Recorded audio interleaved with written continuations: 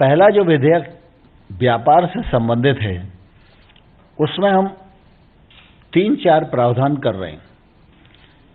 एक प्रावधान है कि किसान अभी तक अपना उत्पादन मंडी में लाकर बेचने के लिए विवश था और पंजाब की मंडी में 8.5% टैक्स है विभिन्न जिन्सों पर। मंडी में उसका पेमेंट भी सही समय पर नहीं होता था।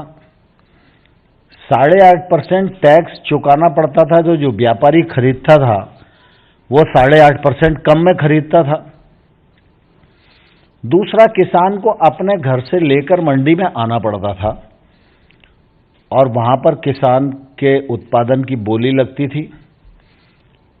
अब वो चाहता है उसका गेहूं 1900 रुपये कुंटल में बेचे, लेकिन बोली लग गई 1600 रुपये कुंटल की, तो वो शाम तक इंतजार करता था और अंततोगत्ता उसे लगता है कि भाई अब मैं अगर वापस ले गया तो लाने का खर्चा तो लग ही गया, अब ले जाने का खर्चा भी लगेगा, फिर मैं दोबारा आऊँगा तो दोबारा भी खर्चा देना पड़ेगा। तो इसलिए औने पौने दाम पे शाम को वो मजबूरी में बेच के जाता था।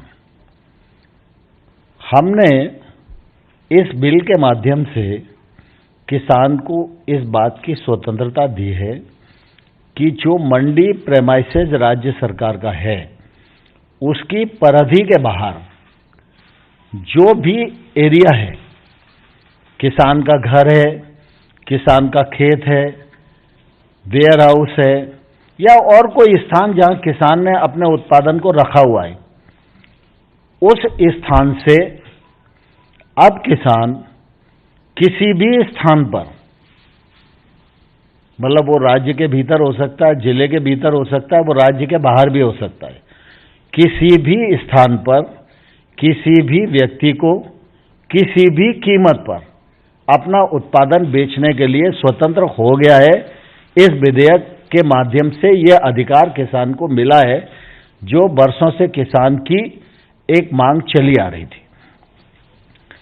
मंडी के भीतर टैक्स है, मंडी के बाहर की जो ट्रेड है इस पर कोई भी टैक्स न राज्य सरकार का लगेगा न केंद्र सरकार का लगेगा।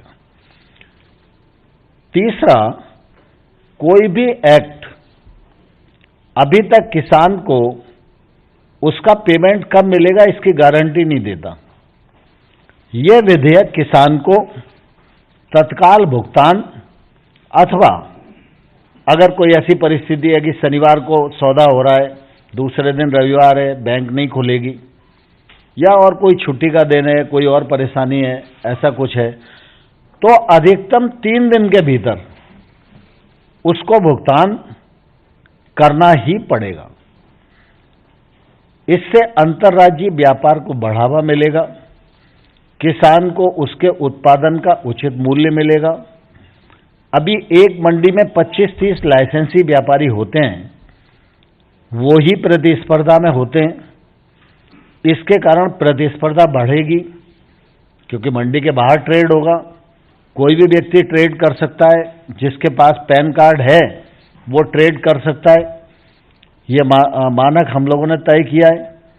तो व्यापारियों की संख्या बढ़ेगी, व्यापारियों की संख्या बढ़ेगी तो प्रतिस्पर्धा बढ़ेगी, प्रतिस्पर्धा बढ़ेगी तो उसका फायदा तो किसान को मिलेगा ही।